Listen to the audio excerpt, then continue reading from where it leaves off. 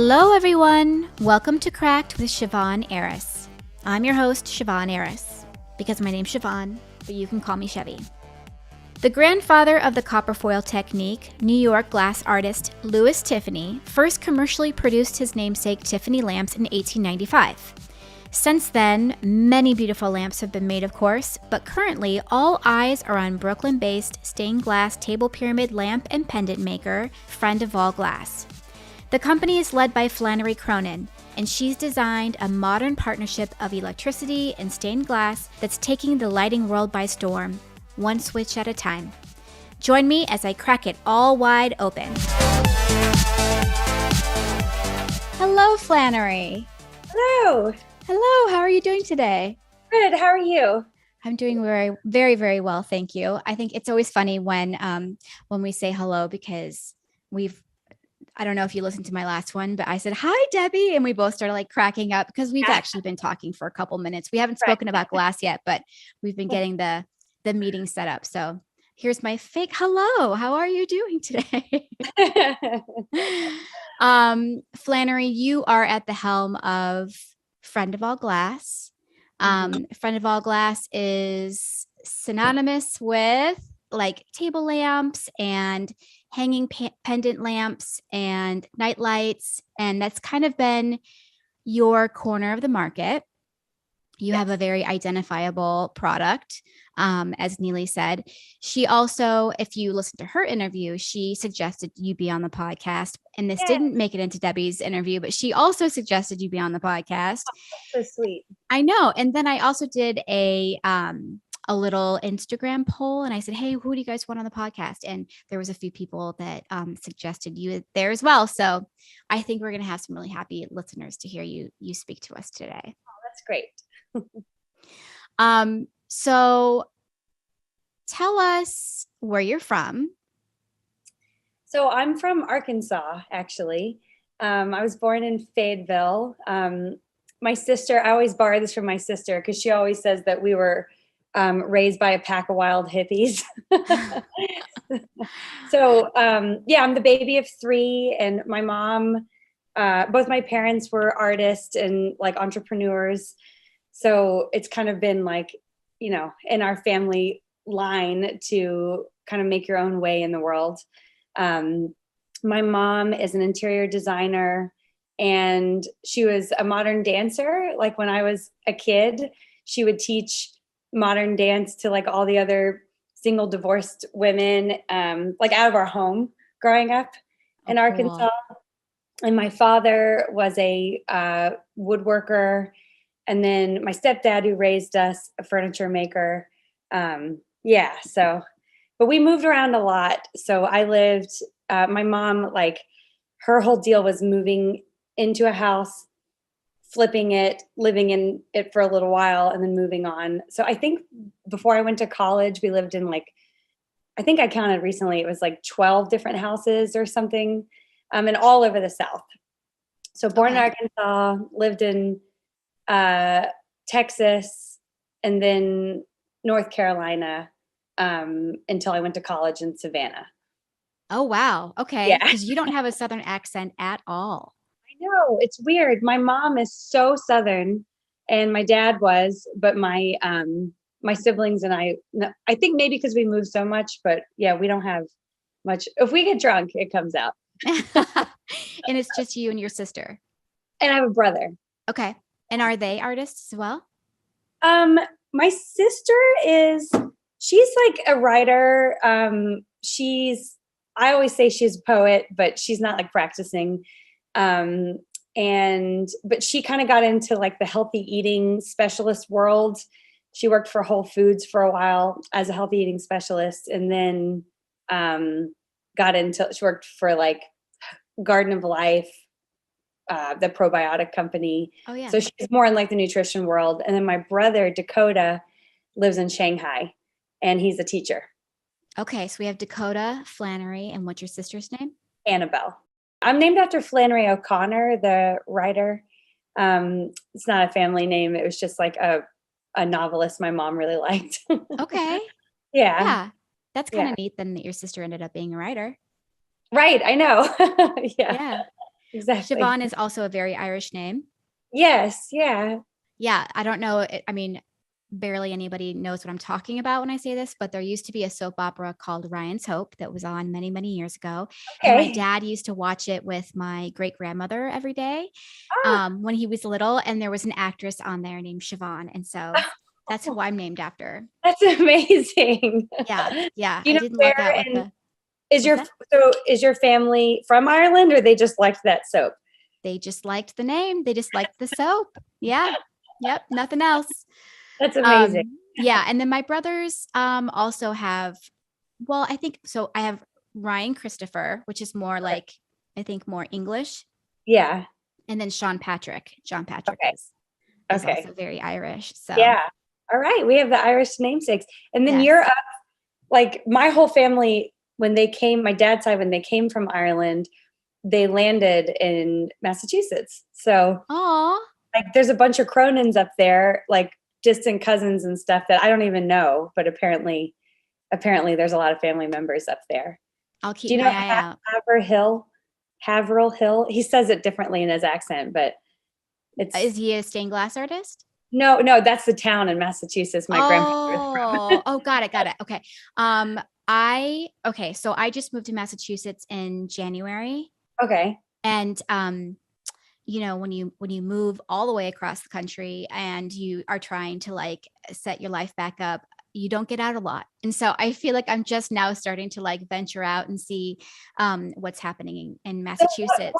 because when we first started communicating online, you Mhm. were in by Portland, Oregon, right? I was Somewhere in around. Portland. Uh-huh. Yeah. What brought you guys To to? Massachusetts. Yeah. Um, you know, we moved to Portland from Los Angeles, kind of looking for um a little cleaner, a little quieter, a little slower, but like still a city. Um, and we were there for 3 years. And, um, you know, I love all my Portland people, but Portland just wasn't our city. It just didn't work out. And Yeah. so we wanted, and also with COVID and everything that was happening, we were kind of like, maybe this is the time for us to be just outside of a city, but like not in the city. We're city people. We need to go to the city. But like right now, we just wanted to kind of like, you know, not be on top of everybody. Yep. And so we were looking for a community um, within a certain amount of distance, within striking distance of a large city. So we Okay. were looking around Portland. Sorry, this is going to like take me on a whole No, story now. I wanted to know. That's good. So we were looking for a community within an hour of Portland, and we would find these amazing pieces of property, but we weren't sure if like the town was right for us. It was just a little bit too, you know, we are liberal and we wanted to live in a liberal community, and Oregon generally is not very liberal. So and then we were like, well, maybe we'll move back to Southern California, you know, but then none of those places were really speaking to us either. So we were kind of stumped. And we had some friends in LA. We have some friends in LA who are on a similar trajectory as us, where they wanted to move to a smaller place, but that was still like happening kind of. Yeah.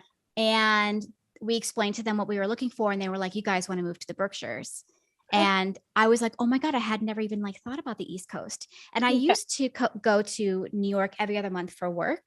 And I Okay. did that for a couple years a while ago. Now this is like, you know, now I'm talking about like 8 years ago. So I know New York is very different now than it was then, but that was my only experience with the East Coast. But I loved it. I loved it. I loved New York so much. And Yeah. so I was like, oh my God, it felt like this like new frontier, like, you know, I'm in my early 40s. And so I thought, you know, this is just kind of like where I'm at now. I'm married and I have a child. And I was like, no, like the world is your oyster. You can move to the East Coast.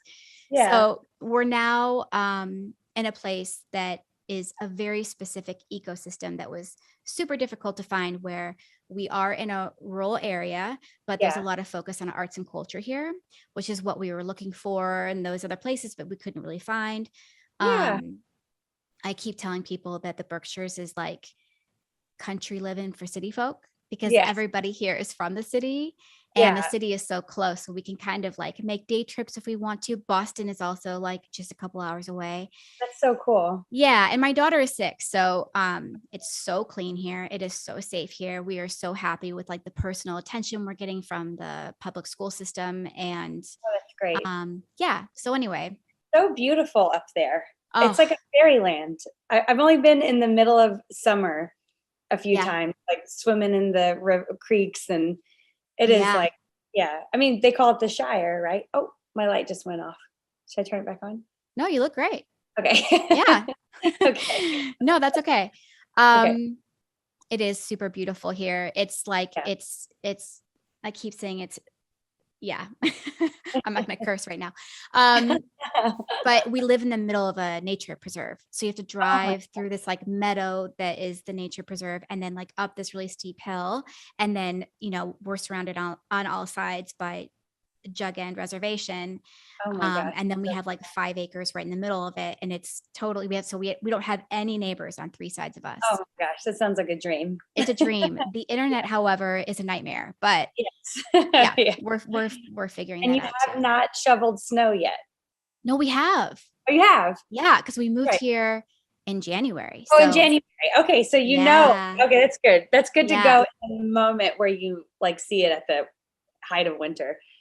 It is so winter wonderland. Like, you know how in the city when it snows, it's pretty for about 10 minutes and then it just turns into like dirty slush, and it's just like it's a pain in the ass and it makes everything more difficult. But here it's so like it's such a postcard everywhere that you look that it doesn't even matter that it's a pain in the ass. And honestly, because we are in an area where precipitation is a real thing, and in the winter it snows so much, they're on top of it in terms of plowing the roads. And I mean, the roads are actually way better here than they were like when it would snow in Portland. It would be like mayhem and everything would shut down if there was like 2 snowflakes in the sky. Yeah, totally. They're not used to it. Yeah, exactly. Which they should be. It happens every year, but yeah. I was like curious to know. I didn't know if you had family there or like what brought you friends. We had never even been here. Oh my gosh. Yeah, we had never been here, and we, you know, on paper it checked all the boxes of what we were looking for, and so we were like, F it, let's sell our house here, let's buy a house there. We're gonna go on an adventure. We're due for one, and if it doesn't work out, like this is our this is the 4th time we've moved in a very in last, you know, since my daughter was born, 6 years. Oh wow, you're ready to we're ready to settle, but we also are like, we know how to do, like, we know how to move. We know that it's nothing, it's not precious. Like if it doesn't work out, we can just keep it moving, and we'll keep moving until we find our spot. So man, that is like, you're describing, I think, everybody's situation right now. Like everyone I know, including myself and my partner, had the moment of during COVID, for whatever reason, where all the things that don't quite work right are really under a magnifying glass. And you're like, I'm ready for something totally different. Because I've been here for 13 years in New York. And we had to reschedule because we just bought a house in Philly, and my closing date was when our first interview was supposed to be. So I had to reschedule. But we just did the same thing, and it's scary to make a change. But we're like, same thing. We keep talking. If we don't like it, we can, you know, it doesn't have to be permanent. Like it makes it feel a little better in your mind to know I have the power. I know how to move. I've done it before. If we don't like it, we can go on. It's so true. There is this feeling of like, there's no going back, you know, like once you make a shift, and it's like, actually there totally is. Like there's very much a going back if that's what you choose to do. Also, like, how many decisions have you made in your life where you looked back and you were like, shouldn't have done that? Like you're always okay. You know, for the most part, you dive into the next place, and you know, like you do your best, you make friends, you're still you're just in a different place. Yeah. And then it's like a new thing to learn. I think with COVID too, you know, we were all at a point where we weren't seeing our friends anyway. We hadn't seen people in like 6 months, 7 months. And so it was like, well, I'll probably see them more often because I'll make more of an effort. It will be more Right. of like an intentional thing. Like, I miss you. Now I really need to see you. Sometimes I Exactly. feel like I see people that live like in LA more often than I see people that live, an hour away from me, because there's that Exactly. comfort Yeah. of knowing that they're right there that makes you not actually Take them for do the trip. granted. Yeah. Yeah, exactly. How far Yeah. is the commute for you now that you're living in Philly? So we won't be living there full time until probably December, or even we have like I have a big project right now. I have to finish first, and then Tim has some stuff going on. So we didn't think we were going to get this house. So it kind of like we got it like under asking and all these things that are not normal in this market. So we Mhm. kind of were like, let's just try, and then didn't expect it to happen. So we're kind of slowly working on it. And we will be not moving down until probably December, but it will be 2 hours once we are there.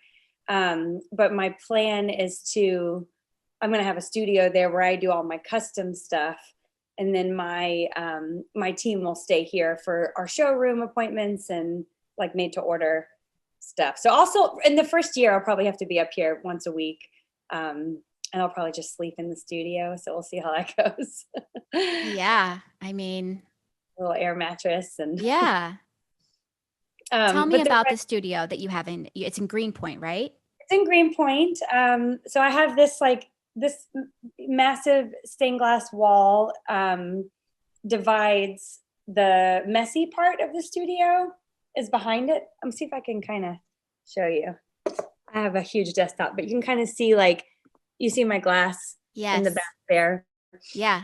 So this And is for those of you a big, listening, remember this is on YouTube, so you can actually watch and see what she's showing us right now. we have a huge wall to wall, ceiling to ceiling, ceiling to floor, stained glass wall that we built in my studio, and there's sliding doors in the middle.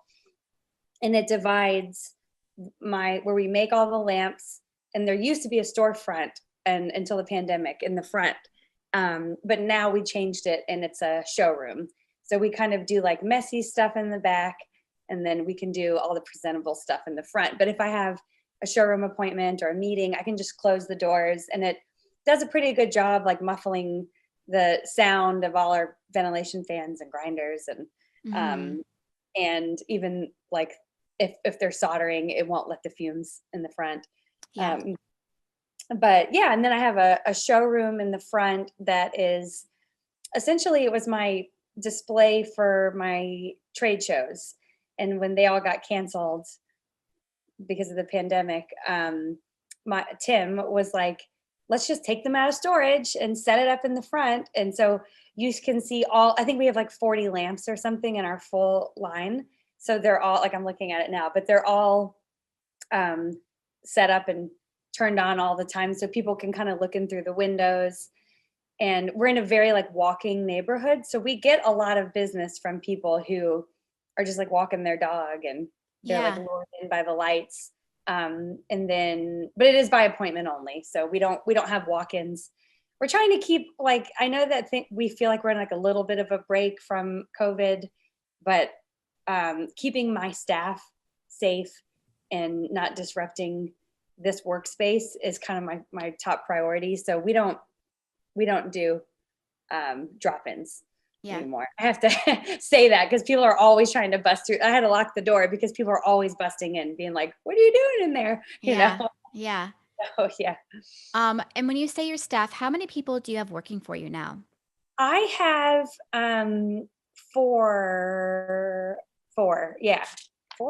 five. I have 5 people working for me now, all part-time. Before the pandemic, because we had the store also, I had 10 employees. And then like half of them just overnight were like, we left. We don't live in New York anymore. Oh, wow. And mostly the deal with that was nobody wants to work in a retail store. Like it's the most boring job. And some days it's busy and it's exciting. And then some days nobody comes in. So I was able to get reliable workers for the store when we had the retail shop open by saying, in your downtime, I can train you in stained glass and you can help us with our production. So then we got all these like wonderful overqualified people who wanted to learn. And then that was like a nice way of getting them trained up for when it was our holiday season and we needed more hands on deck. And you normally teach classes, so you had like a flow in terms of like, all right, we're going to start with A and we're going to end with Z, and this is how you like learn how to do stained glass. Yeah. And yeah, like right before the pandemic, we had just gotten to this like just incredible stage of like so many, I don't know, like so much like really high level production, and we put all this work in training all these people.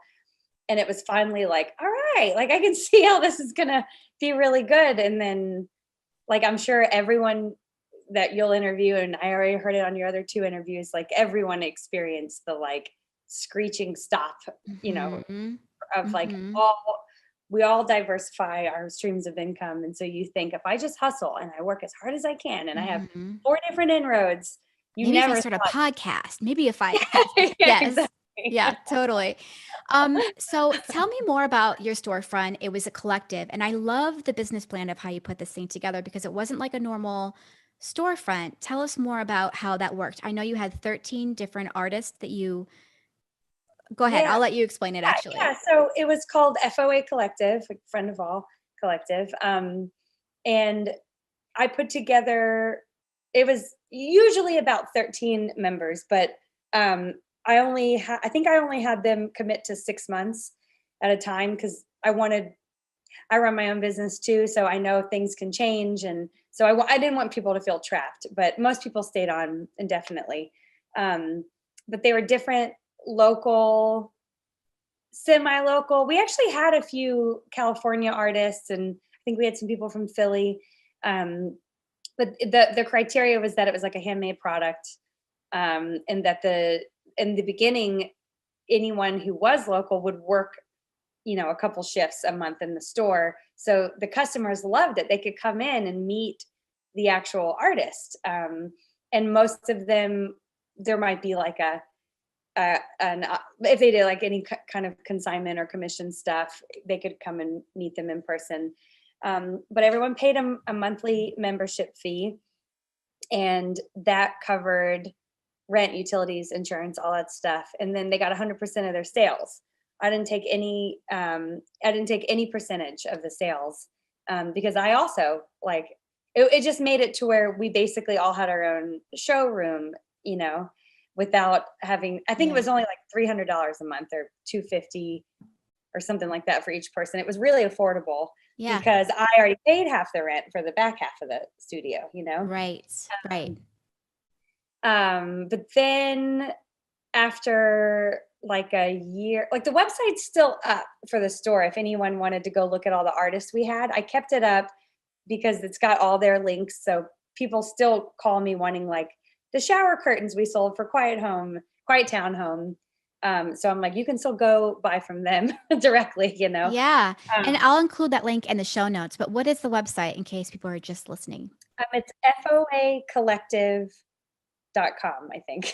Okay. Yeah. FOA, or it might be FOA Collective NYC, but I haven't like thought about that website for a minute, so I'll double check. But okay, and again, I will put it in the show notes. We'll double check and make sure it's in there. Okay, so that means we didn't touch on the classes yet, but you were also teaching classes. Are you still doing those? No, we're not doing classes again, because like just having random people in and like messing up our workspace for my staff, no one was comfortable with it. And so we haven't done that. I kept thinking that when the vaccinations were in play, but then we got this Delta variant, and like I don't have an outside space here, so it's a small space. So we're not going to mess with it until we know it's totally safe. Yeah. Yeah. But I love teaching classes. And I think that's how you and I first started talking, because we were both working that out. Yeah, you had already been teaching. And I actually reached out to you and I said, I want to start teaching. I was still in Portland, and I was like, can I please pick your brain? I want to know what's working for you and what's not. And so let's count that as the first time I interviewed you. And so this is Yes. Well, I mean, teaching is it feels like so much work. And at first you're like, this is going to be disruptive from my own work, but it makes you clean your studio, Mhm. get really organized. You can't mess around with the safety stuff. So it made me like kind of re-up all of that. And then everyone's so charged up from it at the end. Like you really Mhm. feel like you're giving a gift to people and then getting paid for it. So it's great. It's like, honestly, I love, love, love, love, love teaching. I teach like 3 or 4 workshops a week, and I still Oh, do. I am right now. you. Oh, that's Yeah. amazing. And I I used to teach yoga. I like did like a small chapter of Okay. teaching yoga because I love yoga so much. I was like, I think I want to be a teacher. And I hated it. I hated teaching yoga. I just didn't it was yeah. And so Different I than doing your own practice, right? 100% totally Yeah. different. And teaching yoga is so different than teaching glass. And I know that everybody listening is probably like, why are we talking about teaching yoga? But I mean, going into teaching glass, I was like, what if I hate it like I hated teaching yoga? Yeah. But I love it. It's the best. Yeah. It is great. I mean, and people like that's what's so great about this craft is if you break it down, it's simple techniques. Nothing's Mhm. really hard about it. You can Mhm. spend a lot of money, but you don't have to. Like you can do it with all hand tools. You can do it in your apartment or your home. You don't have to have like a separate studio. I mean, you probably should, but like I started out in my apartment. But yeah, it's like it's very accessible. And then after like a day's like concentration, you've got a thing. You have like a finished thing that you can hang up and look at and be proud of, you know? Yeah. Yeah. Yeah. I So remember the first piece I made, finishing it and then showing it to my husband. And he was like, you made that. And he said it like you say, it's like a kindergartner, like, you made that, honey. And I was like, I did. I made this. And yeah. it's like this like tactile, like experience of like holding something and it's heavy and it's sturdy yet fragile at the same time. And it really is like, it's like nothing else. It's And really like cool. there's something about so did you make a piece to hang in your window? Was that the first thing you made? A sun Yeah. cap? Yeah. It's like a panel. Yeah. Yeah. And those like it does totally transform a space.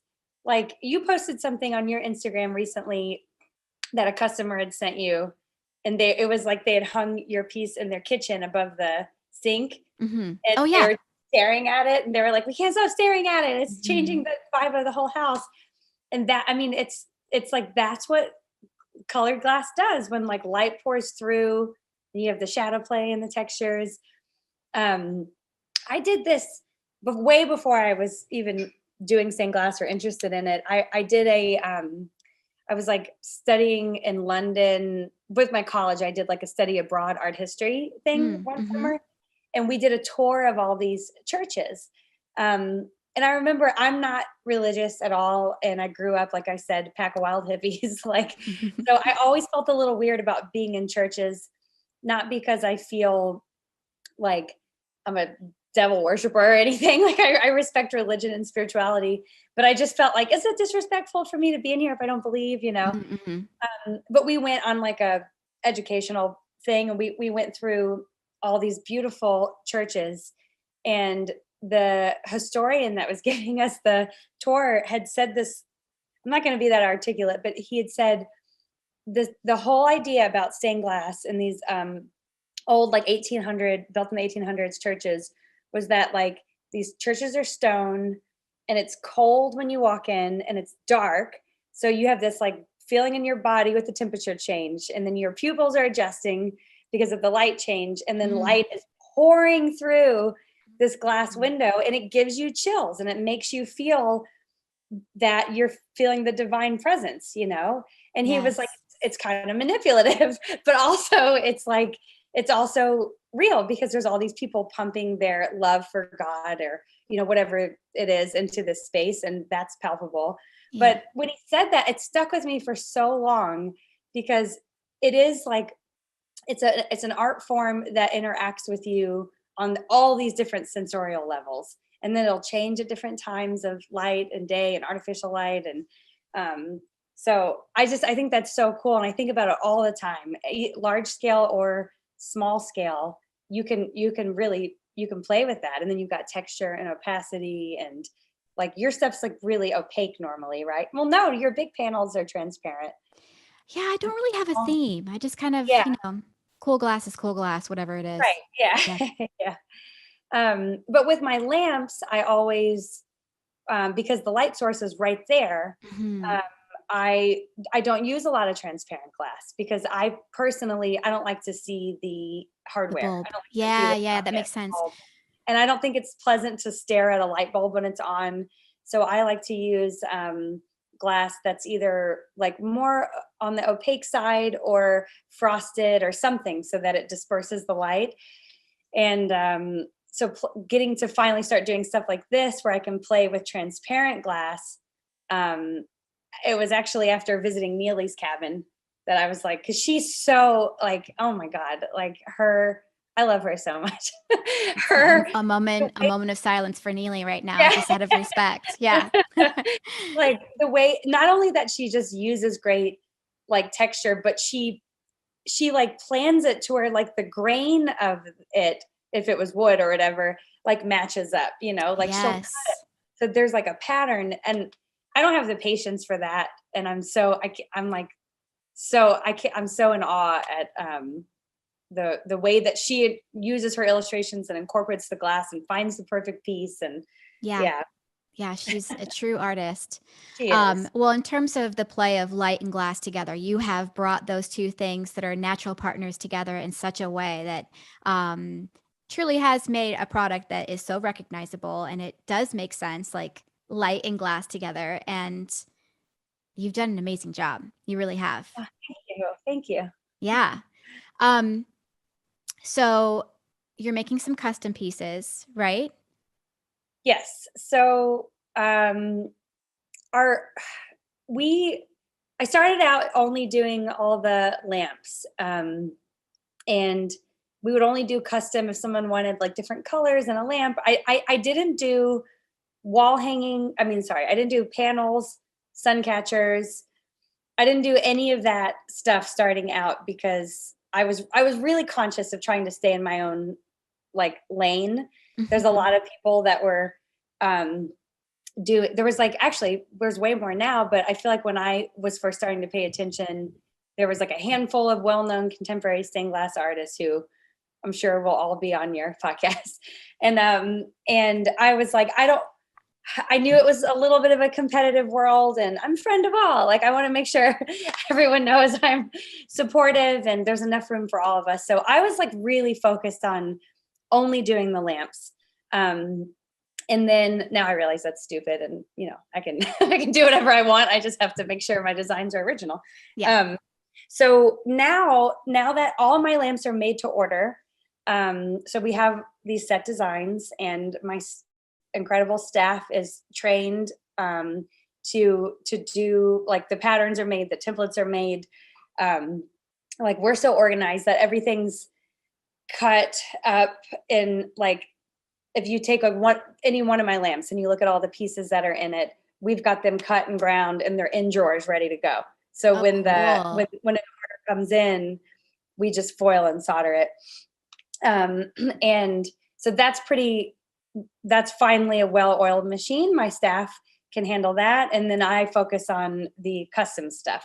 And that was new. Like, I just started doing that. I want to say in 2019, the girl who helps me with my website was like, let's just put a tab on your website with a form people can fill in if they have custom ideas. And it was the easiest. I didn't have to put any effort out, and then they just flooded in. So I have a waiting list that's pretty long now of custom orders. So when I finish this big one we're working on now, there's a lot of very patient people waiting on me. So yeah. That's how I was able to, like, continue my interest in all of this, was to focus more on the custom stuff, because it's been like 5 years of me making the same lamps, and it's boring. That's a lot of lamps. Yeah. Do you, when you're doing your custom work, now I know the lamps are predominantly copper foil, correct? Yeah, everything I do is copper foil. I don't do lead at all. Yeah. Okay. So even your customs are copper foil as well. Yeah, even the big stuff, which is crazy. Yeah. Yeah. I do steel rebar reinforcement for everything, but oh, that's cool. but I'm at this project. I was like, maybe I'm focused too much on this, but I feel like I like the look of copper foil better. I feel like it looks really handmade, like every inch of the piece, like it's, but with this piece, like how many times I broke a piece and had to like repair it. And they're 6 feet tall. They're huge, Yeah. So now I'm like, maybe I'm going to start playing with lead game. Yeah, I know. I took a lead class, like I guess about 4 years ago now, and I made like a little piece, and I feel like I need to take another Yeah. lead class because I only do copper foil as well, but there's some jobs that, you know, some jobs where I'm It'd like, be easier. I know it'd be better if I had lead instead. I Yeah. just need to like freshen up. Well, and like yours, that recent really tall one you did, you have so many solder lines in there. So even though it's big, it's probably really sturdy. Yeah, and the frame too, I used like a really thick brass Okay. cane. Yeah. But And it's so, still, you still have to be careful with it, like how you pick it up, because it could, yeah. give a little bit. Yes, it's got a wobble. Little wobble if you're not Yeah. careful. Yeah. Yeah. My husband built a stand for it, and there's like the cane frame, but then there's also like a wood stand that comes up really tall on it, and it slides inside of the wood Oh, frame. good. And Oh, then it nice. has feet on it. So it's kind of like Oh, it's not um hanging. It's a standing piece. it is a standing piece until somebody purchases it and says, I want it hanging, and then I'll put Yeah. hooks on it. But I didn't Yeah. want to put the hooks on because I thought, well, what if somebody buys it and they want it hanging, but they want it lengthwise? I don't want to put the hooks on the end. So I Yeah. kind of wanted to be able to stand it up and have it, have some options for. That's smart. And also, what I have found that I'm doing more of these custom pieces that I'm working with interior designers or architects, like who I'm not dealing directly with the client. They always want the frame to match the trim or the wood in the house. So like whatever you choose is not necessarily going to be what they need, Yeah. like every piece I do, we're figuring out what's all the other wood, what's the paint you use, and they're very specific because Right. people own their houses and they've planned all of that out, or it's a commercial space and there's a whole interior design team. So Right. Now, the piece that's behind you, that the wall divider, yeah, is that framed into wood? How is that framed? this piece is so this is a huge wooden framework. Okay. And the idea originally, like I can't go high enough, was that each piece it'd be a full piece in each negative space. But I didn't plan it out properly. So these negative spaces ended up being too big. There was not a sheet of glass I could get that was that big. So I did like the most simple solder line I could. And then Yeah. they're stuck in, and then there's like stops basically in the back of the frame, Okay. the wall that just hold them into place. Got it. And when you say stops, explain those. So there's not a channel in the wood frame. It's just setting in there, and then there's stops behind it. So if you imagine okay, if this were tilted down flat, the front of it makes like an L shape, Okay. and the frame and the glass goes in it. So this is the front. Okay. And then we just come in with pieces of wood and okay. underneath, and it sandwiches it in, but they're nailed in so that or they're like screwed in so we can remove those. Got But it. it holds it in. It holds it in place. Okay. And that's the same way I do all my panels too. Okay. So if you have any supports or anything, it'll like the steel supports, you have to notch it into those stops that come in behind it. I like worked with this fabricator, Brady Dollarhide, and he does all my frames for me. He's used to doing huge, crazy installations and stuff that's like heavy and delicate. So he's like the perfect person to work with on all this. I don't do any of that stuff myself. I don't trust it. because you also have to know how to install it, like. Yeah. And that's a totally different skill. Yeah. I feel like I'm getting dark. Oh, there we go. Okay. I feel like I'm getting dark. You were getting dark for a second, but I know as I'm watching you, I'm like, I think maybe we could fix that in post-production, but you are getting a little dark. Yeah. It's okay. Don't worry about it. Okay. Okay. So we have classes, we have custom, you had your retail, you have direct to consumer, right? People can buy things on your website. And then you're also featured in, you also wholesale your lamps out to larger stores. Yes. Yeah, we do wholesale. I think West Elm is probably the biggest company that we're with. That's the only one that I do drop ship for. What is drop ship? Tell our listeners what drop ship is. Okay, so wholesale is where like you have your regular wholesale terms. So for me, I have a certain minimum. I do it by the piece. I don't do it by amount, like by dollar amount. So wholesale is like, these are my terms. They pay up front. They get a bunch, and it's like a one and done deal. Like they take them all. So drop ship, I never say yes to drop ship. The only reason I did was because it's West Elm and they have such a big reach. They just photograph it, put it on their website. And then so if someone goes to West Elm and they purchase a lamp, it's like one lamp, and then I get the order from West Elm, and then I still have my lead time, my 2 to 3 week lead time. And then I make the lamp and I ship it, but everything is handled through West Elm. Okay. So I don't have any direct communication to the customer or anything like that. I just ship. But West Elm generates the shipping labels and everything. I have to go onto their portal, and then they take, it's a little bit better percentage. Like usually wholesale's 50-50. They give me a little bit more. They only take 40%, I think.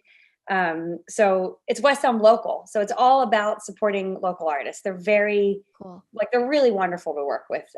They put my website and my name on the product page, because they only carry 9 lamps of mine. So, and we have like 40 or whatever. So people, not everybody, but some people, they know like, oh, let me go check out this artist's website.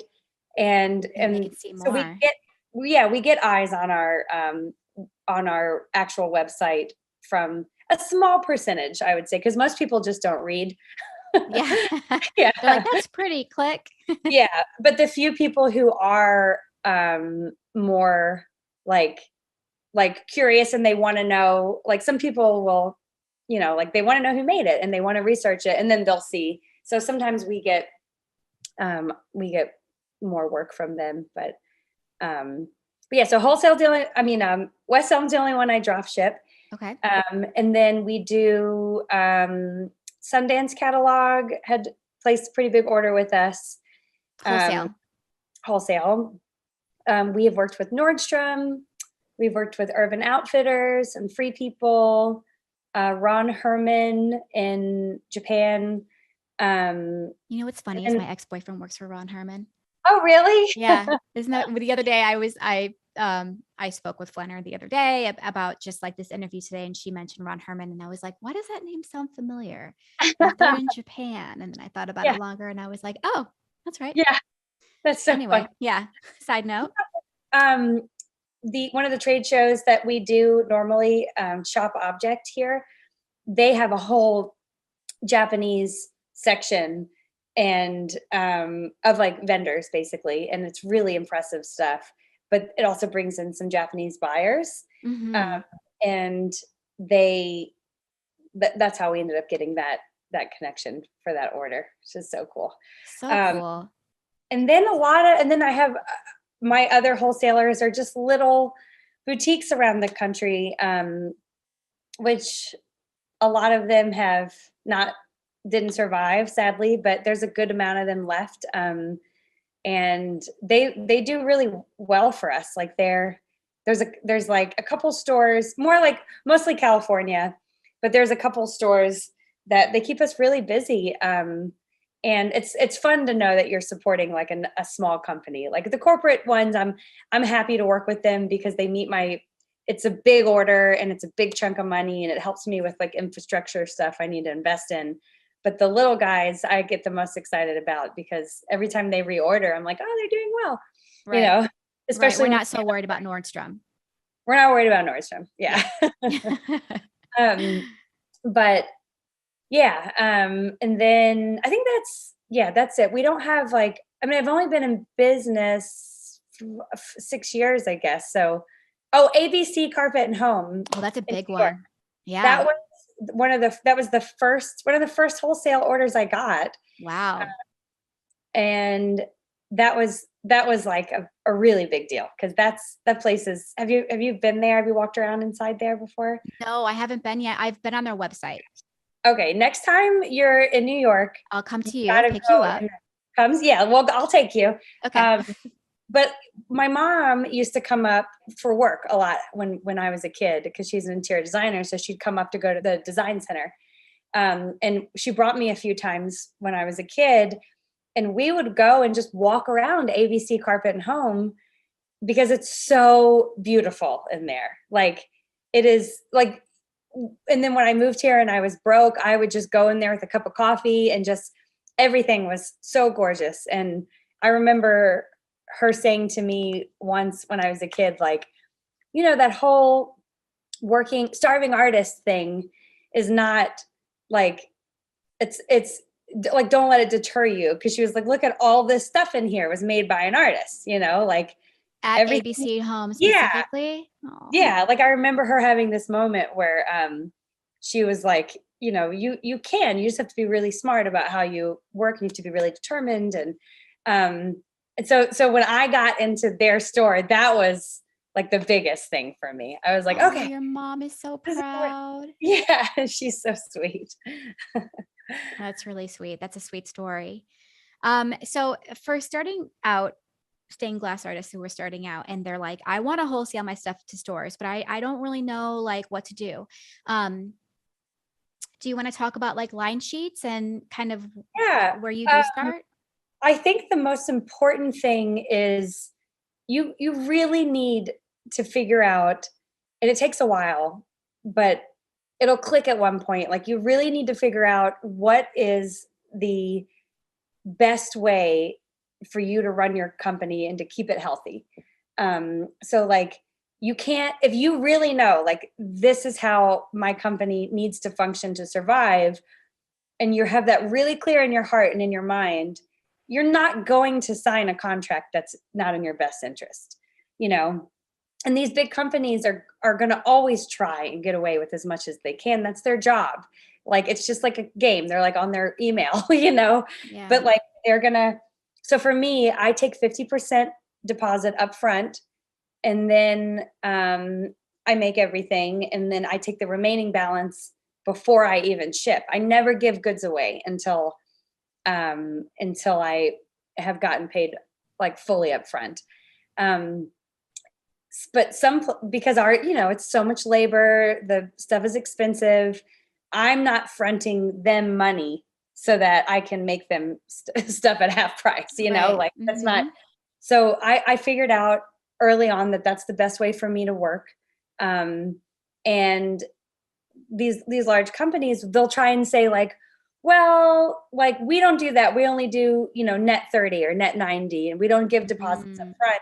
And it might be a company you really want to work for or you really admire, and you have to feel confident saying, okay, I'm just not there yet. Those are my terms. Sorry, sorry it didn't work out, and just walk away. And I find that most of the time, I mean, honestly, almost every time, they will come back and either negotiate pretty close to what you need or just meet your needs altogether. But I think as important as knowing what you need for your company to survive is to be polite. I think that there's like, it's all like being polite, not burning bridges, holding your ground, but like, as soon as you're nasty with someone, then that's it. They're not ever gonna, And there's a tendency to want to get that way because you're like, they're pushing you and they're making you like assert yourself over and over and over again. but like realizing that there's no reason to get emotional about that and just say like, you're doing your job, I'm doing my job. And normally what I try and say is like, I'm so sorry, my company's just not there yet. Maybe in the future when we have like more cash flow, we can do something like that, but it's just not in the cards right now.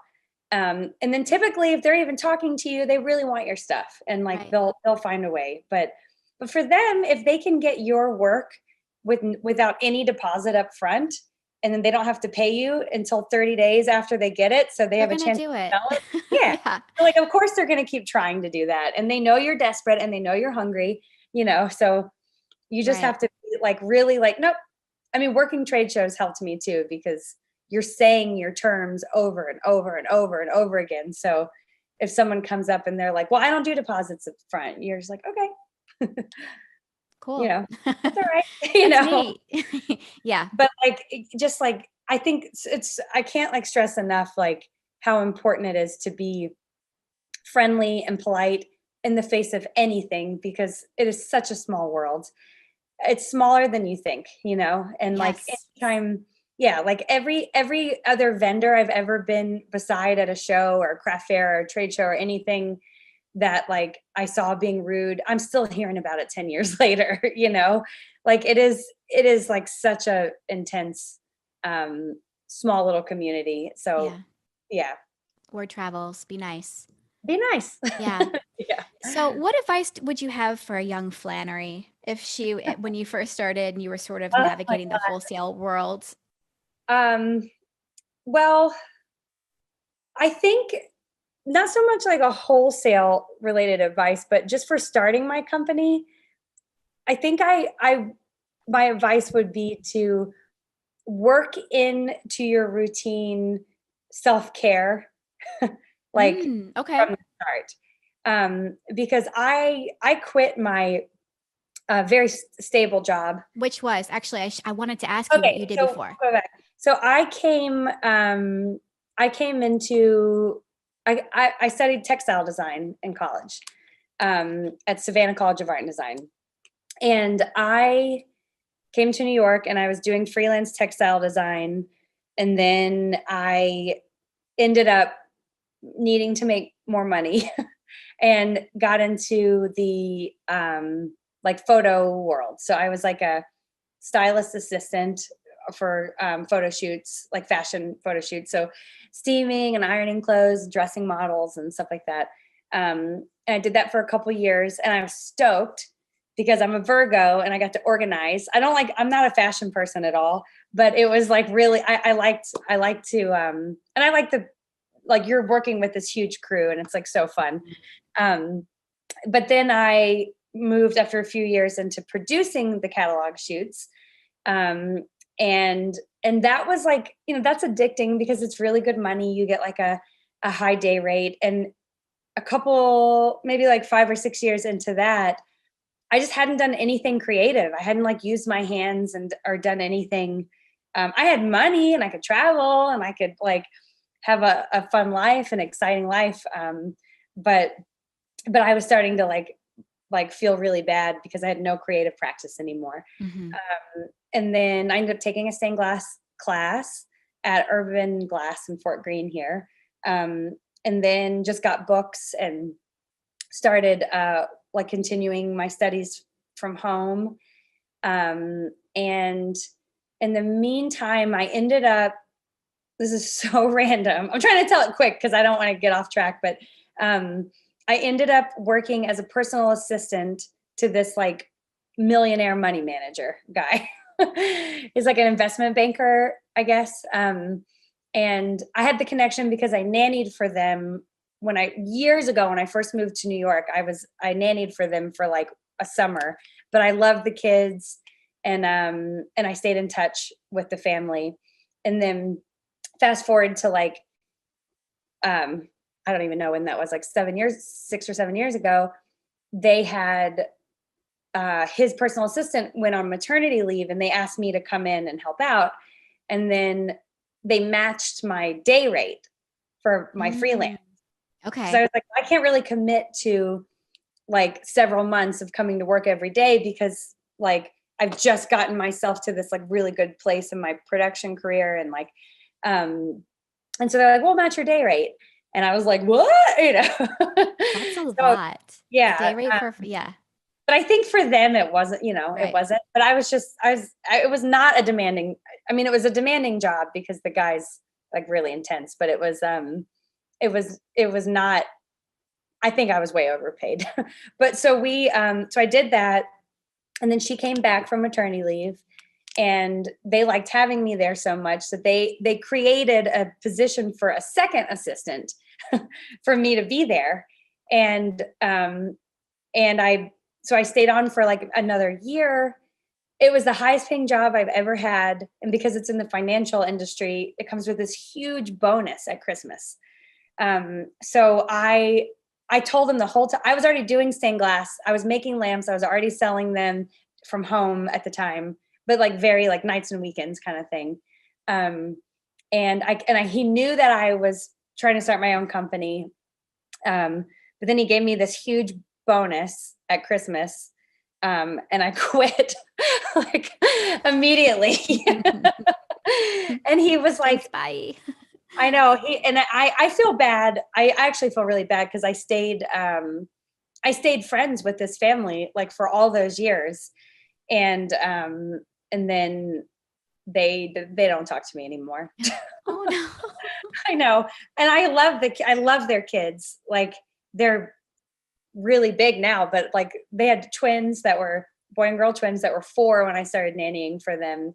And then there was a boy that was like a little bit older.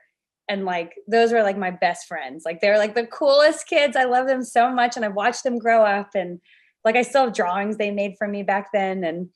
And, but they were like, yeah, like they stopped answering my messages and stuff after that. Because he was like, usually I give the bonus to people and it makes them stay. It like makes them commit more. And I was like, I mean, I loved them, but I did not like being there. And there was like one other particular person that worked there that made it really difficult to want to be there. And there's always one, right? Always one. So I left there and I was like, that was my money to start my company. And that's when I got a tiny little like 200 square foot studio, which I shared with somebody. And that's where I started. There was like a jewelry maker in there. And that's where I started my company. And then at that point, I'm so proud of myself for staying on the point in my mind. So at that point, I quit my job and I'd started this glass company. And I felt like I had to work myself to the bone because I had just left. Like if I had fallen short on something, but I took a day off to rest, I would beat myself up about it. Like, because I shouldn't have taken that day off. I was alone in the studio at first and I was working, I would work till like 4 a.m. I would work overnight if I had to on everything. And then my now manager, Sacha, she started out as an intern because she wanted to just learn. So she worked 1 day a week, maybe like 4 hours, like not much, for free. And then I ended up being able to pay her. And now she's like managing my company. But she would work until midnight with me some nights. And then it got to a point where we were both like, this is so bad. This is stupid. Like we need like business hours and we need rest and we need, cause we were getting big orders and we weren't like, it was just the two of us processing them. And it took me a while to figure out like what my lead time is and how long it actually takes to make a lamp. And then learning your process so that you can figure out ways to make it easier or more streamlined took a little while. So I now take weekends off. My staff leaves at 5. I'm here till maybe 6:30. We're really organized. Like getting more organized made us realize we don't really have to work as hard. I mean, we work really hard, but like we don't have to work ourselves like, to where like I have back problems from those early days in my, like I got so hurt at one point that I got through the holiday season. I had a craft fair I was doing in Manhattan, and I finished it. And then I got into bed, and then I realized my back had gone out and I couldn't walk for like a week. Oh my Like that's God. happened to me a few times. So now we're just making lamps. Like we're not doctors. Like this isn't that important. We don't need to, you know. So we're all like, we hold each other accountable. My girls that work with me, we like take a break, stretch, look up, you know, because we're just like this. Everything you do, you know, Yes. you're hunched over. And if you're also make sure your table is the right height so that you aren't. That's like a big thing too. And that's tough because we're all different sizes. But we have stools that are different heights. We have workstations that are different heights, and we have those like rubber pads mats that you can stand on. We have a couple of those that if you stack them, it can give you more height. So we try and have different options around the studio where people can like find what works for them. Because like Sacha's super short, and then we have other employees that are really tall, and I'm kind of in the middle. So, but yeah, it's funny. It's like this very peaceful, wonderful craft. But when you're doing it on a production scale, it's like it's intense on your body. And if you're not like doing yoga and stretching and taking care of yourself at home, it's easy to like really hurt yourself. So that's your advice. Make sure you take care of your body. Take care of your body, and like make sure that you're taking care of your mental and physical health, eating, sleeping, drink water, you know, like you're not gonna do good work when you're depleted like that. Yeah. And the world's not gonna go away if you take care of yourself. Like the people that are interested in your work are still gonna be there. And you're actually going to be able to make more. Yes, exactly. And better quality. And like you make mistakes when you're tired, and they can be dangerous. Like you can hurt yourself, or you can like ruin a bunch of glass that you spent a lot of money on, or like, but yeah. And I think also in like your family life or your personal life, like that was a big deal too, because it was so all consuming. And then at first I was like taking weekends off, but I would be at home just on my computer, you know, like, so it took a minute for like my partner and I to realize like, or for me to hear him that he's like, you really need to just unplug and be present, and like, let's have time together on the weekends and stuff. So yeah, like it's so much, but at the point where I am now, I'm just getting it, you know, like thinking about like when you interviewed Neely, I didn't realize she'd been doing stained glass for 20 some years. I know. You know, like, so she's got it down. It's, you know, it took me, and I'm still learning because I still have moments where I sort of obsess and overdo it, you know, but yeah. So yeah, I would say like build in self-care from the start, and don't pay too much attention to Instagram. Yeah. Do you feel pressure to post every day? Do you post every day? I used to in the beginning now that I have like, once I hit like over 10,000 followers, I think I'm like almost to 20 now, which isn't like a crazy amount. But in the beginning, when it was just like my family and friends and I had like 200 followers, I was like really like persistent. But I don't do every day now because I am making it, like we're actually working, we're actually making everything. So sometimes I'm like, oh, I gotta post, and I have to like take my mask off and take my gloves off and go stage something. But then also the process is so slow. Like if I took a photo every day, it'd be the same photo for like 3 days. Right. You know? Right. Yeah. Like but I think more like your presence is one thing, because it is an important tool. It's a free tool. It's how people shop now. It's how they explore. So that is important, but more like the negative stuff that creeps in, the competitive stuff, the like, I'm a sensitive person. Like I'll have like 50, you know, positive comments, and one person will say something snarky, and I'm like, why did they say that? You know? I know. I'm the worst. I just got a whole like lecture from my husband like yesterday about this, because I got like a mean DM. Oh, you did? I did. What's And wrong then with people? I don't know. And, I've gotten like, since the last mean DM, which there hasn't been that many. I mean, it's probably been like a year, 2 years since I got Yeah. like a weird comment or something, but hundreds, maybe even one might say thousands of nice things have been said. But I'm like, you know, clutching my pearls, like in the I fetal know. position, like, just so upset that Like if they somebody, knew me. Like, yes. Yeah. I was talking to Debbie Bean about this recently. That there's this like you have to learn this way of coping and being like not going to carry that thing around with me. Like Yeah. if I'm holding that, I have to set it down to pick up something good. So I just got to like let that go. But there's this stupid thing I read that it was about like you have like two wolves in your brain, and one of them is like all the negative stuff, and then one of them's all the positive stuff in your life. Like, one's like, you're a bad person, you're not original, you're this and this, and the other one's like, you're doing great, like keep your head down, keep working. And it's like you can feed one and the other one can starve. So Mm-hmm. in my mind, I'm always like, I'm going to feed the positive wolf. Like, Yeah.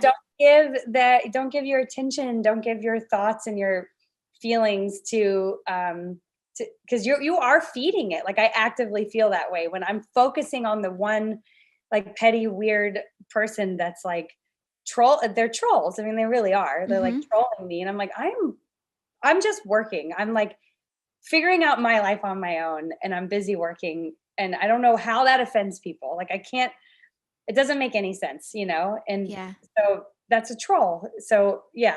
And my partner's not even on social media. So I try and talk to him about it, and he's like, This is you're talking about like a nonsense. made up thing. It doesn't Yeah. It's like you don't know these people. And Yeah. we're not built to be in contact with tens of thousands of people we don't know. And No. Isn't they're, it they're like evolutionarily we're supposed to have 150 people in our tribe? Like that's like the max that that our mental load can take on in terms of input from yeah, different that makes sense. personalities. I've never heard that, but that makes perfect sense because you're not like the we don't need to know everyone's opinion about us. And Mm-hmm. even with the copying stuff, like I don't even want to get into that too much because it's definitely feeding the wrong wolf. But Right. let's say back in the day, if there was no internet and you and I were making products and they were in a catalog for sale, like that's how people bought things back then. If they weren't going to a store, it'd be in a catalog, or even if they walked into a store and saw it, Mm-hmm. um, they could take that photo out of the Mm-hmm. catalog and go and make it, and we'd never know. They could Yeah. even make it and sell it, and we'd never know. And that's my point is I'm like, I don't want to know. I don't Right. want to I know see it. too much. I know too Yeah, much. Yeah. like just because you hashtagged stained glass pendant or whatever, and then someone else saw it and sent it to me. If I Mm-hmm. didn't know it existed, it wouldn't hurt me. It wouldn't live in my brain, and like I can't stop. My photos are on my website. Anyone can look at them. Yeah. It's like you wouldn't know otherwise. So Yeah. yeah, That's a good we're point. not meant to know. Yeah. We haven't evolved quick enough to like stay up with Oh my, this thousands of people upon thousands of people. yeah, Um, our brains are too small. We can't. no, peanut brain over here. I can't. Wow, Yeah. look at the shape of my head. I wear a child's hat. What do you expect from Yeah. me? Um, so how do you name your lamps? This is like always a really interesting thing to me. How do you name your pieces? And I thought that it was going to be so fun to name my lamps, Mm-hmm. and it actually ended up being really stressful. Like my mom came up with the Greta name Mm-hmm. because she said it looked like a turban that like Greta Garbo would have worn. Oh, I love And that. yeah, so she came up with that name. And then the Sabrina Moon, the first one I made was for a customer whose name was Sabrina. That works. Like not very original. And then I think with I got like a little better. Like they come from like personal stuff. Like typically I'm not like nowadays I'm not making a lamp randomly a design and then trying to come up with a name. I'm starting from a certain like memory or place of inspiration, and then the name will will be born from that. So like the moonrise sunset, I was visiting my dad passed away when I was, well, he like 8 years ago, I think. I'm And so after he sorry. died, oh, thank you.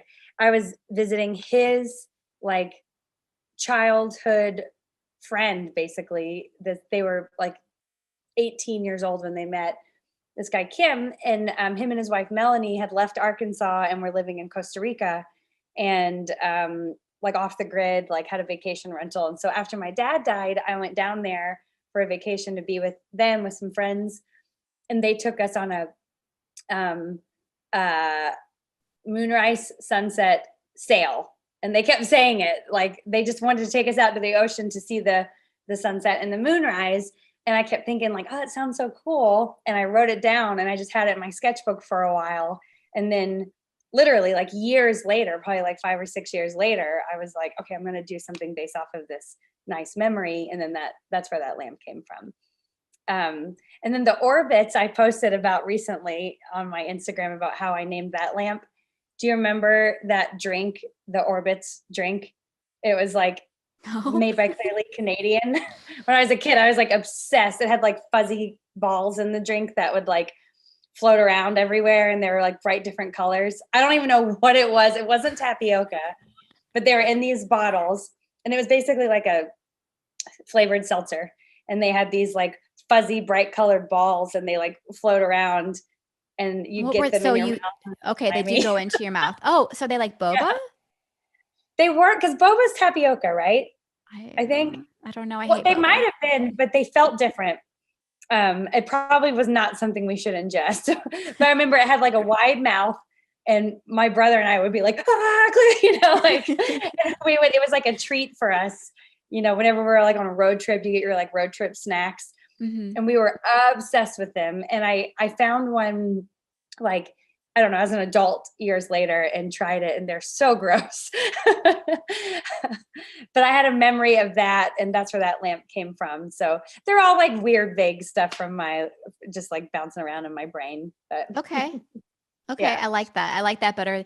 I mean, with my stuff, the first 2 series I did, the moons of Jupiter and the moons of Saturn, the names were they were already made up by NASA. So I was just like, I would like make a piece, and then I would just like go down the list of names of ones that I hadn't used yet and be like, this feels like a this. And so I'd That's a nice way to do a series. Yeah, totally. And now I'm into a new series where I have to think of the names myself, and I'm like, dang, this is way harder than I haven't had to do this. Yeah, this is so hard. That's why when we do the nightlight drops, I just do number 1, number 2, number 3. Like we can't name them all. They're, you know. Yeah. And I'll say like the way you do your business, and a lot of the other artists, where every piece is one of a kind, you're photographing, doing all your photography, posting the website, doing your newsletter. I only do that for the nightlights, and I can't stand it. Like it is so exhausting to have to come up with all that content every single time. It's so much work. It's like more work than it's twice as much work as making the pieces, you know? It is. Because I photograph everything one time, and then they're made to order. So like I have so much respect for you for like how much work that is to. I'm doing it wrong. I'm doing something wrong. I have so much respect for you and what you're doing. I need to get on your page. So you have 5 people working for you, and do they all have a different like job? Like is one person the nightlight girl, and like one person's doing all of the admin work, and one person, like how does it? Oh no, I do all the admin work. I do all the intake of all the customer relations stuff. I do all of that still, and I do all the designing and glass buying and all that stuff. So Sacha is probably she's the one that knows everything I know, right? Like she can, like if something came up and I, you know, God forbid, was like sick or something and couldn't come to work for like a couple weeks or a month, like she could handle stuff. Like she knows how to do almost everything. So she is like in charge of making sure I only kind of communicate to her about all the big picture stuff. Mm-hmm. But I have let her have full reign of organizing the way our production goes, the way that she wants, and organizing the studio and making a schedule. Like everything is like, our grinders are cleaned once a week, and like every day starts and ends with a cleaning. And because like you can really mess yourself up if you've got like a little speck of glass somewhere, and then everyone else, our goal is to have everybody fully trained so anyone can come in. We have a huge dry erase board that's like 12, I don't know, is it 12 feet long? It's like the size of a big classroom chalkboard. So all of our orders are up there, and the goal is that people can come in and like eventually just like look at one and pick up what needs to be done next. So there's like a column for where we are in production. So it'll be like, all of these lamps need to be cut, and these need to be ground, and these need to be foiled and soldered. And then so when one person does something, they change the status on the board. So then like so there doesn't need to be a whole lot of communication, except for in the beginning of the day, we'll tell people, can you guys all focus on this? And then we're trying to train everyone to be pretty self-sufficient, mainly because if we get another lockdown from the Delta variant, we'll have to be coming in shifts. Yeah. So the pandemic made us change our entire way of working, because we did have to come in like alone. Like we couldn't be in here at the same time for a while, and there were a few of us doing everything. So yeah, right now people have certain roles because a few people aren't fully trained, but they still have to learn like soldering and stuff like that. But once everyone's fully trained, our goal is that anyone can come in and just like make a lamp, do the wiring, do the packing, all that stuff. Yeah. Have you ever been somebody's boss before this job? No. No. And it's hard because I want to be everybody's friend, And I'm like extremely lucky. The people that have like gravitated towards me and that I've gravitated towards, like I'm in New York, so there's all these artists here. All my employees are artists in completely different fields. They have their own focus, and they're going out in the world, and they're all mostly past the party stage. So like they're deeply dedicated to their own practice. And so on their time off, they're going to museums and doing their own work and coming in, and they're like, they're motivated and inspired by all these other things. And I love the studio environment, like with other people. Like that's my favorite. That's what I miss the most about college. And sometimes I like to be alone in the studio, but for the most part, I really like being around other people who are busy and creating. Like that feeling when there's like several people in a room, like just with their head down in the zone is the best thing, it's like the room's like buzzing, Yeah. Do you guys listen to music or anything while you work? We put music on, but it's kind of too loud with if the grinder's going and the ventilators and stuff. And we actually have a water jet machine. So when we have a really high production, we'll use that to cut some of the glass. We only turn it on when there's a lot of production because it's not efficient for like small runs. Yeah. But that's really loud. So and since we got on West Elm, that's part of our production. So we have that running probably 3 days a week. Yeah. So it's just so loud. So what we do is most people have headphones in and they're listening to podcasts or whatever they want. And if the Wazer's not, it's called a Wazer. If the Wazer's not on, they're listening to Cracked. I'm sure they're listening to Cracked. Yeah. Well, we've all listened to Cracked. Yes. Yeah. This is your next, as a boss, this is part of the job description is that you have to listen to this podcast while you work. Yeah, exactly. And nothing else. Nothing over and over on a loop. Yeah. So yeah, it is. But that's the thing is it's like I don't want to micromanage people. Like when I train my staff, I have I like for them to learn the way I do it.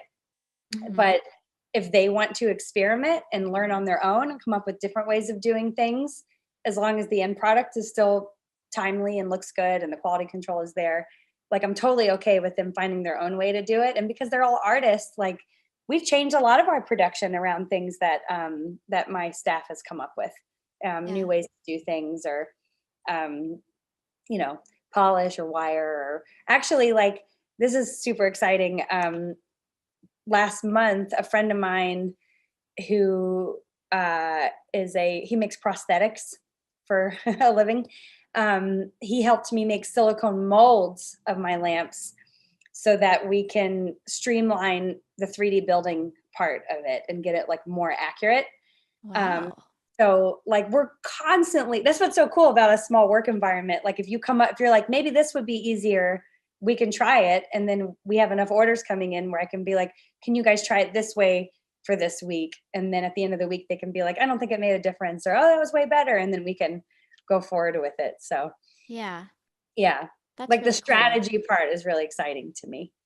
That is, and you're a good boss in the sense that you are open to growing and changing. And because there's a little part of that of being not, well, I don't want to say being wrong, but I could see how somebody that wasn't very confident being like, no, like my way is the way, and not being open to. Well, and like that's a fine-tuned kind of thing. Like there's personality types that work in this environment and there are types that don't. I've only had to actually fire 2 people, I think, and it sucked. Like I still, like, my heart is still like damaged from it, because when you have to fire somebody, like it's like a breakup. Like you're not going to end the conversation with people being happy. Like you have to be okay with they're going to walk away. Like there was tears, like, you know, it's crazy, but it's like a really important thing to protect the studio culture here, because one wrong person can really, really mess it up. And then it's, like I said, it's hard work, and you have to be very focused on everything that you're doing. I'm pretty intense. I don't allow cell phones out. I don't want people scrolling or being distracted. Like you really need to pay attention. Like when you're cutting or soldering, there's like chemicals and heat and all this stuff. And like, I don't want people getting in trouble. I mean, getting hurt. So we we have a pretty strict, like, no phone rule, but I give a 30-minute paid lunch break. And then if anyone needs to make a phone call, like some of my, if I have someone with kids or whatever, we understand. You just have to say, I'm going to step away, turn your soldering iron off. Like there has to be a checklist of all the things that are, okay. And you have to leave your space safe for the next person that might need to come there. And so like in some ways we're lenient, but in some ways we have to be really diligent, because like, we had an employee for a little while that would go on her lunch break and come back stoned. So I'm like, I have to make a rule that you can't come to work stoned. Like, the things you don't think you have to say, like you have to do it. And like I have workers' comp, I have to pay all this liability and stuff because I have a dangerous situation. So I have to set up these rules where like an accident can't happen that can like burn the studio down, severely hurt somebody. We have to have a dress code. We have to like, have all this stuff. So that sucked in the beginning to have to come in and be like, no phones. Is the dress code just like long sleeve shirts and closed-toed shoes, or anything slutty? No. It's closed-toed shoes, like long pants. But sometimes it's hot, so I got aprons that people can wear if it's too hot for them to wear pants. But like I have had to send people home at some point and be like, can't wear booty shorts with flip flops and like and be like handling glass. I mean, like you're gonna get hurt. So that's too much. Do you, I've noticed in some of your Instagram photos that you guys wear like full on like respirators when you're Yeah. soldering. So Yeah. tell me about those. And then also, what is your ventilation system like in your studio?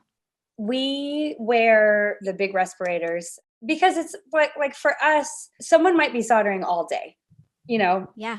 I think the production is like, it's hard like for people to realize like I mean this week I think we had like over 20 lamps to make or something. So some whoever's soldering, that will be what they do all day long. So it's a Hmm. little different when you're like just doing it for like an hour or something Right. like that.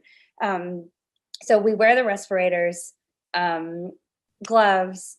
I have the little desktop ventilators that have the charcoal filter, Hmm. which those are yeah, you have one, yeah.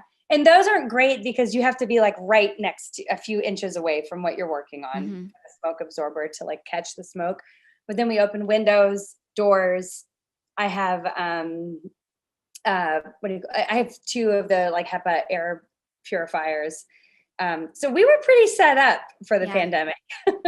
That's awesome. Like That's we already had amazing. all that stuff, and we wipe all our glass down with rubbing alcohol before we foil. So I had gallons of rubbing alcohol and tons of gloves and masks. And so like when the pandemic hit and everyone was like scrambling to get all that stuff, I was like, oh.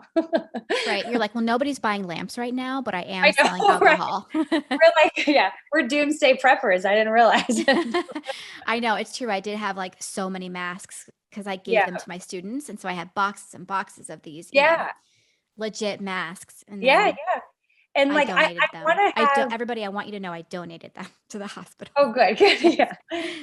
I wanted to do like those the more like intense ventilation systems where it's like a pipe that comes from the Yeah. ceiling, and but my ceilings aren't that high and the Mm, space is pretty small. So um I don't know. I'm always trying to think of ways to like still make it better because when we do have a lot of people in here and maybe two people are soldering and then there's other people foiling, like when the weather's nice and we can open all the windows, or sometimes we'll even work. We have like a tiny little cement backyard here. We'll hmm. put a folding table so if people want to sit out there, they can. But we have so much extreme weather here, so it's like a pretty small portion of the year where that's an option. Um, so that's where our like production schedule has to be pretty, like if there's a day where someone's got to be in here soldering all day long and we can't and it's raining, we're not going to have people sitting in there foiling all day. So we have to be like kind of flexible and mindful of the keeping it keeping it safe. But yeah, Were you it's guys okay during the hurricane? I just remembered, yeah, realized that you're, we yeah, were. okay. Well, Hurricane Henri was coming right for, because I live in the Rockaways. I live at the beach. So the hurricane was coming right for us, and everyone was really scared because the Rockaway community got pretty devastated during Sandy. There's still parts that aren't rebuilt, Hmm. and that hit high tide, full moon was why that was so devastating. Mm. And it was looking like the exact same conditions for that hurricane, but it diverted and it didn't come to us. And then Ida, we were fine at Rockaway, but I did get stuck in that. I was walking through water above my knees in Brooklyn during that flash flood. Whoa. It was crazy.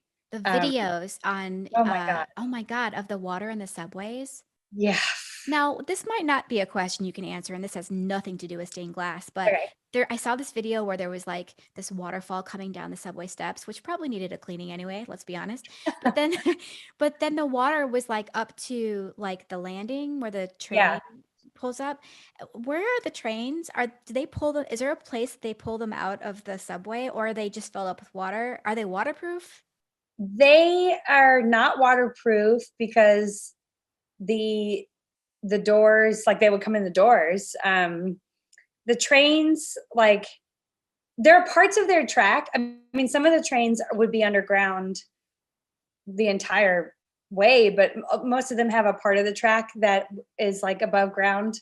For like Um, service and stuff, right? And they have to have a place where they can well, go in and as out far as they for. service them down there, I don't really know the answer to that because there's also, you always hear about the third rail, like it's electric. Yeah. So I'm sure the flooding kind of like makes everything stop running. I mean, it seems like super dangerous. Yeah. I don't know. I mean, those places that flooded like that, those are the places that always flood. It's like that part of Greenpoint where all the videos were, I don't know if you saw the ones, there was like the Busy Bee. You see the grocery store called Busy Bee in the background. It's just like, there's like an actual like current. And I was stuck right there. That place always floods during big rain. So it's same with Philly. It was so bad in Philly. The Schuylkill River, I don't know if you saw those videos, raised so high that there's like an overpass over the highway and the water was like under the overpass. Whoa. So like, I don't know, what is that, like 100 feet of space? That's crazy. Yeah.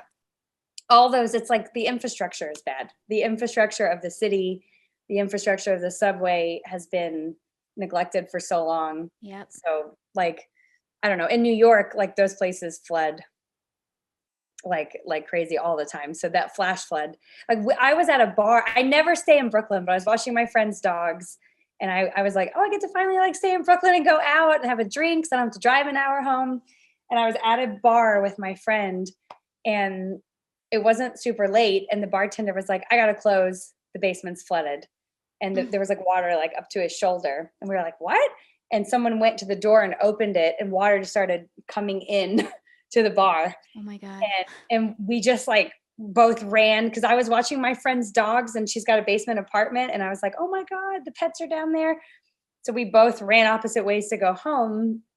And luckily my friend's on like a part of the block that's like a little elevated and she was fine where I was staying. But the friend I was having a drink with, she lost everything. She lost everything in her home. Her business was in her basement. She lost it all on that flood. And she's like displaced so right now looking for a new. I'm so sorry. It's getting so dark. I know. You are getting darker and darker and darker. Like, I don't know what to do. There we go. If I just do this. Just keep your hands up well, we can kind of wrap this up since you're fading into the shadows. Yeah. Okay. There's just a couple more questions I really wanted to ask you. Okay. Do you have a favorite artist? Oh my gosh. I had to write this down because I have so many. So I like to look at like interior design and like, I think of myself as a stained glass artist, but as like a lighting designer, you know, mostly. There's a woman named Katie Stout. I don't know her personally, but her Instagram is smile, UMMM smile. Okay. And she does these sculptures. She does these light fixtures that are so incredible. Like I don't know if they're ceramic or paper mache, but they're just like wacky bright. They look kind of like weighted kinetic kind of Cool. chandeliers. I love her stuff so much. There is a show I'm going to tonight, a reception opening for this printmaker named Takuji. His Instagram handle is TAKUJIHANGA. And he does these woodblock print collages that are like, I've never seen anything like them. They're really beautiful. They're bright colors. They look like the way like a prism of light would maybe like reflect rainbows all around. But he does this like, his stuff is so beautiful. And I met him because recently there was another stained glass artist who passed away, Mary Clarkin Higgins. And she was like the restoration lady in New York. Like she has done the most like important work, like worked on like old Tiffany's and like just like the craziest, like if you had something important to be restored from a museum or anything like that, like that's the girl. And she passed away in December, and Takuji was her apprentice or assistant. And he contacted me and was like, do you want to come buy some of the stuff from her studio? And he's this master printmaker. And my whole staff, like we're all just so obsessed with him and his knowledge and because he knows so much about stained glass and is was very generous with us with like all our crazy questions. And but he doesn't do stained glass anymore. he didn't want to continue the practice. So we're going to his opening reception tonight in a gallery in the Upper East Side. Very cool. And for stained glass, have you heard of Kristin Cavataro, I think is her name? I don't think so. Cavataro. A friend of mine sent me her work. She does these like insane copper foiled sculptures. They're like tiny pieces, and they're like these weird tubes. I don't know how she does them, but I'm totally obsessed. They're like, I can't imagine how she like closes the pieces and solders them, but definitely look up her stuff. She doesn't, I don't think. Is it with glass too, or just copper foil sculptures? Yeah, it's like little tiny squares or rectangles that she does them small enough where she can make these tubes, and they're probably like this big. But they're like, I can't even explain them. They're so cool. But hope maybe you can like pull up some photos when you do the video. But I will. And hers, you would just go to her website. And it's Kristi, Kristi, and then her last name is Cavataro.com. Okay. Yeah. And then I just love, like, for me, I love like, and the cool thing, maybe I'm nostalgic about leaving New York, but I love like all the old school like hotels and stuff here that have original paintings from like masters in the bars and stuff. Like you can go to the Cafe Carlyle. There's like a bar in the Carlyle Hotel. There's the Bemelmans Bar, which is hand painted wallpaper of it's the guy that did the Madeline series. Yes. So it's like all these like beautiful, like hand painted wallpaper of all his little creatures on the lampshades and everywhere. And then across from the hall, there's another venue, and there's a French muralist that I'm just obsessed with him. He's a fashion illustrator, I think. Marcel Vertés, Vertes. And he just did these large scale, like incredible drawings in there. So when you're sitting down, they're like massive behind you. I'm kind of obsessed with all of that kind of stuff that plays with scale right now. And it's all more gestural, like stuff than the way that I work. But it really changes the space that you're in a big way. So yeah, that's kind of my, yeah, love those. Those are totally, I'm going to check all of those out as soon as we get off this call. And then final question. Mm-hmm. Who do you nominate to be on the podcast next? And this has to be a stained glass artist. Okay. So I don't know if this one's possible, but because they're in Korea, but have you seen Lightbones glass art? Lightbones_glass art on Instagram. No.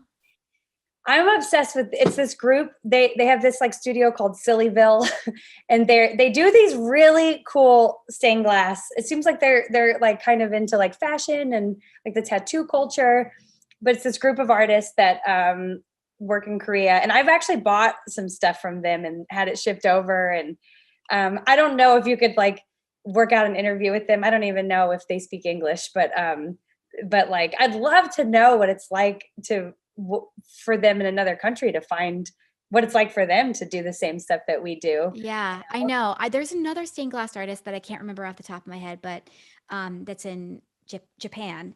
And I sent them a message and I asked them if they wanted to be on the podcast. And I was thinking, well, I guess we could just do, because I'm doing this via Zoom. And so I was like, well, I can do like 3 people. Maybe we could just have like a translator and then just edit out the translator basically when they're repeating my question, just to kind of like keep your time. But maybe we could figure that out. Yeah. But yeah, I think it's really cool to see their workspaces in different countries, to see like, oh, that's the same ventilator I have, or it's like a totally different thing, or the same tools, or but if you can't contact them, then I'm sure you're going to talk to Janelle Fu. Do you have her on your? I'm interviewing her September 30th. Okay, all right. Oh, I'd love to hear more from her. We're kind of like internet friends, but she's just blown up recently, so she's doing so much work, like activism work for I have so much I want to talk to her about, but she's using her work for so much good, and I really want to. This seems to work. I don't know why. It is working. I want to talk to her. My hands are like. So I'm like so proud of her, and hearing like all those like big corporate companies that have come in to like lift her voice up, and I think that she handled it with such great poise, and talk about shitty comments. Like, she's dealt with so much crazy stuff. God, yeah. If you guys are listening, before she comes on, I know we'll talk about this when she gets here, but she started something called Create to Stop Hate. And it's a ton of artists who have gotten involved for, basically they make a piece and then they auction it off to raise money for like larger organizations that are in support of the AAPI community. So it's really cool what she's doing. It's so cool. Yeah. I mean, did she do multiple rounds of it? I only kind of watched the first round. I think, but the first round with all the artists that got involved, it did so well. It was like, and then the fact that she's still doing her own work. She's still managing to do her own work through all of that. I mean, I feel like how does she have any time in her day for anything? I know. The work that she's doing is so important, and she's just such an inspiration. So I'm really, really looking forward to that interview. I think that she's a powerhouse. I need to also learn from her how she's doing all this, because even though I'm not really doing like any activism with what I'm doing, I'm trying to figure out like, how do I do a podcast and a YouTube video, but also be a stained glass artist still? Like, I gotta like, walk the walk and talk the talk. Yeah. And a mom. And a mom. That too. But yeah, she's amazing. Yeah. So I'm excited to hear that one. And then I know that Neely had mentioned Patrick Hurley, Pizza Donkey. Yes. He's taking a break for the summer. We emailed. Okay. Yes, he's taking a break for the summer, but he is gonna come back. Okay. Stronger than ever. And as soon as he gets back in the game, then we're gonna reconnect. And okay, good. Yeah. I mean, and he's cool. I like following his whole career, because he started as, I think he was a teacher in New York, and then he moved to California, and just like Neely said, he's like really good at very clearly expressing the boundaries and all the pricing structure, and he's got, I mean, I think his work is so cool. I love all the stuff that he creates and his original drawings, and he seems like to do it well.